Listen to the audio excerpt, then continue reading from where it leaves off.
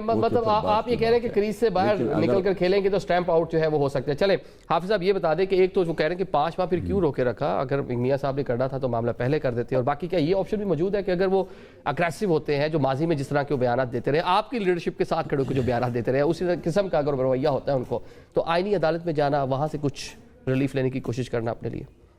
دیکھیں پہلی تو بات ہے کہ یہ معاملہ سب جوڈیشس رہا ہے, اور اس میں آپ کو یاد ہے کہ عمر ایوب خان صاحب ہی عدالت میں گئے تھے لیڈر آف دی اپوزیشن کے اپوائنٹمنٹ کے حوالے سے.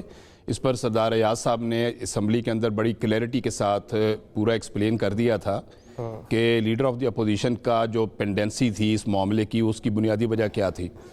اور بہرحال لیکن ہم یہ سمجھتے ہیں کہ بڑا ایک خوش آئند ہے کہ لیڈر آف دی اپوزیشن کا ایک تقرر عمل میں آ گیا ہے, جس کے اوپر پوری اپوزیشن متحد ہے, یکسو ہے کہ یہ ہمیں لیڈ کریں گے. تو اصل چیز دیکھیں بحث اس چیز کی ہے کہ جو بھی بات ہونی چاہیے وہ پروڈکٹیو ہونی چاہیے, مثبت ہونی چاہیے, آئین پاکستان کے بالکل تقاضوں کے مطابق ہونی چاہیے, اور کوئی ایسی بات نہیں ہونی چاہیے جس سے ملک کی سالمیت خطرے میں پڑے, یا جو ملک آج اللہ تعالیٰ کی مہربانی سے جو ملک اللہ تعالیٰ نے عزتیں عطا کی ہیں اس ملک کو, آج آپ کی ڈپلومیسی میں آپ کامیاب ہیں, آج آپ کا وقار جو ہے پوری دنیا میں بڑا ہے, آپ کے انٹرنیشنل ایگریمنٹس ہو رہے ہیں, دنیا کو آپ پر آج اعتماد آپ کا ایک حاصل ہوا ہے, آپ کی ٹیکنالوجی اب ایکسپورٹ کرنے کی بات ہو رہی ہے, دنیا آپ کی ٹیکنالوجی کی خواہاں ہے, آپ کی ایکسپرٹیز لینا چاہ رہی ہے. تو یہ ایک جو معاشی ترقی کا ایک جو سفر ہے, اب اس کے اوپر کمپرومائز نہیں ہونا چاہیے.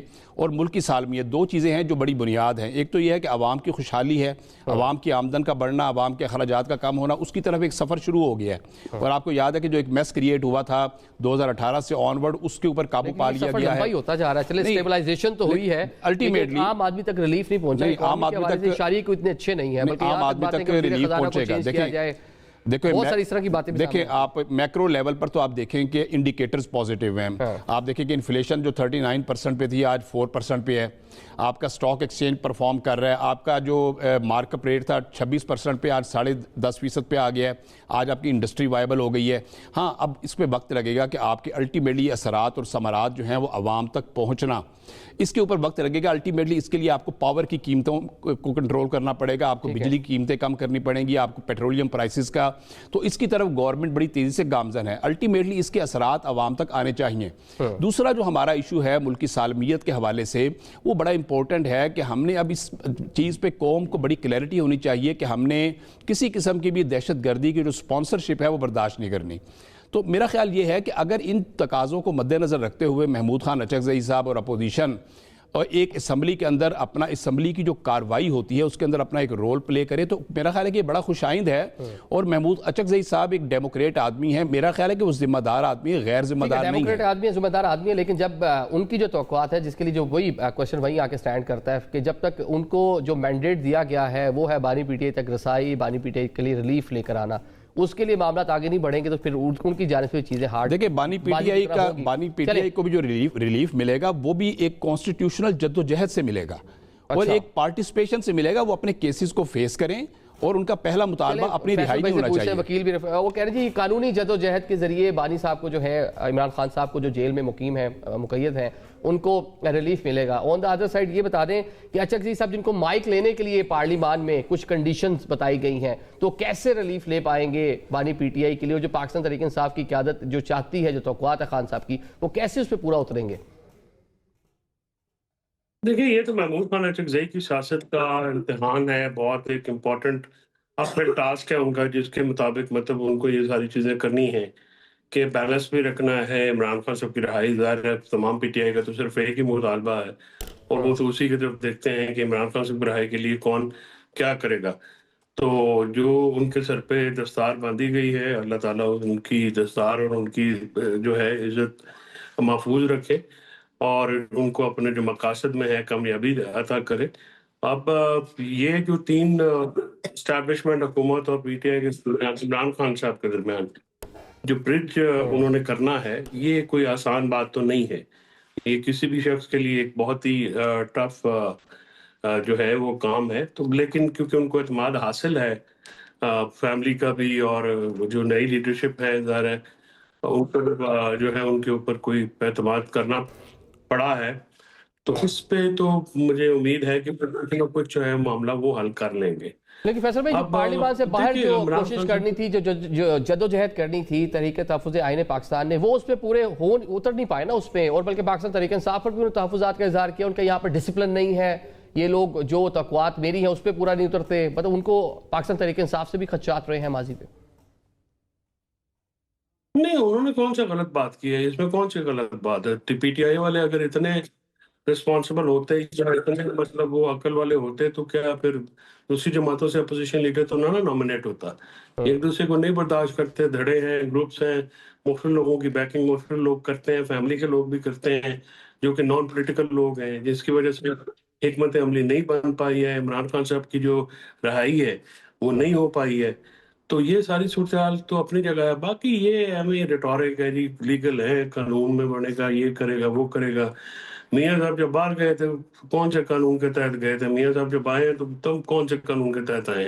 ये तो बातें ही है ना, ये तो सियासी मामलात है। जिस दिन उधर मामला दुरुस्त हो गया, ये सारे जो है आपको जो छोटे जूनियर वकील हैं वो जाके सारा ये कोई मामला कर लेंगे। ये कोई इतनी पाकिस्तान की तारीख में ये एक आदत बन गई है हमारी कि हम सारे जो है वो अवाम को बेवकूफ़ समझते हैं, उनको जो उनका एक्यूमेंट है जो उनको समझते हैं कि उनको पता नहीं है। ये सारी दुनिया ने देखा हुआ है पाकिस्तान में किस तरह से मामलात होते हैं। जब आप तो पाकिस्तान में क्या दुनिया में जो मामलात हो रहे हैं वो आपके सामने है। जिस तरह से सिलसिला ये होगा, जिस दिन ये सियासी मामलात हल हो गए, ये केस एक रात में सारे फारिग हो जाएंगे। ठीक है हाफिज साहब, हाफिज अब्दुल्ला साहब, ये बता दें कि 8 फरवरी ये हुकूमत के लिए मुश्किल होने जा रही है कि पाकिस्तान तहरीक इंसाफ के लिए मुश्किल होने जा रही है? एहतजाज करना है, क्या JUI को भी कोई दावतनामा आया है कि इस एहतजाज में शामिल हो? क्योंकि अब तो अपोजिशन पार्टीज अलायंस बनना था, वो नहीं बन पाया, लेकिन चलें 8 फरवरी के एहतजाज के लिए कोई आप लोग से बातचीत हुई? अभी तक तो मेरे ख्याल में PTI ने जो 8 फरवरी को ऐलान किया है एहतजाज का, ये उनका हक बनता है, PTI का हक बनता है। एक जमहूरी हक है उसका, आईनी उसको हक दिया है। वो 8 फरवरी को एहतजाज करेंगे, किस तारीख को करेंगे, किसको नहीं करेंगे, ये उसकी मर्ज़ी है। लेकिन उसको एहतजाज से रोकना ये मेरे ख्याल में गैर जमहूरी रास्ता भी होगा और गैर आईनी रास्ता भी होगा, और गैर जमहूरी और गैर आईनी इक़दाम भी होगा, हुकूमत की तरफ से हो या रियासत की तरफ से हो। जहाँ तक जमीयत उलमा इस्लाम की बात है कि क्या जमीयत उलमा इस्लाम को अभी तक PTI की तरफ से या तहरीक तहफ़्फ़ुज़ आइन की क़यादत की तरफ से मौलाना साहब को या जमीयत उलमा इस्लाम को 8 फरवरी के एहतजाज में शामिल होने के लिए दावत मिला है या नहीं मिला है? अभी तक कोई ऐसी बात नहीं हुई जमीयत उलमा इस्लाम के साथ। अगर बात होगी जमीयत उलमा इस्लाम के साथ, फिर क़यादत इस पर बैठ के, पार्टी इस पर बैठ के फ़ैसला करेगी कि क्या हमने इस एहतजाज में शामिल होना है या नहीं। लेकिन उसूली तौर पर जमीयत उलमा इस्लाम का मौक़िफ़ रोज़ अव्वल से ये है, जब 8 फरवरी का इलेक्शन हुआ, कि 8 फरवरी को इलेक्शन नहीं, ये ऑक्शन था। और कल परसों मौलाना साहब का स्टेटमेंट आपने सुना होगा लाहौर में, जो उन्होंने तकरीर की कि आज की असम्बली ये अक्सरियती असम्बली नहीं है, ये अक़लियत की असम्बली है। आज की असम्बली जो है ये जेली जबरी असम्बली है, और जब असम्बली जबरी हो और अक़लियत की हो और अक़लियत को अक्सरियत करार देकर मुल्क पर मुसल्लत किया गया और उसी असम्बली से मुंतखब हुकूमत वजूद में आई हो, लिहाजा इस पर कौम कैसे इत्मीनान करेगी? तो जमीयत उलमा इस्लाम तो रोज़ अव्वल से 8 फरवरी के इलेक्शन को मुस्तरद कर चुकी है, और ये इलेक्शन नहीं है, ये नीलाम था। इलेक्शन आप लोग भी तहफ़्फ़ुज़ात है, तहरीक तहफ़्फ़ुज़ आइन पाकिस्तान आपको नहीं मदऊ करती, आप अपने तौर पर कोई एहतजाज करेंगे? आपको ख़ुसूसन KPK के इलेक्शन के ऊपर खासे तहफ़्फ़ुज़ात थे कि वहाँ आपका मैंडेट चोरी हुआ, कोई आपका भी एहतजाज का कोई कहने के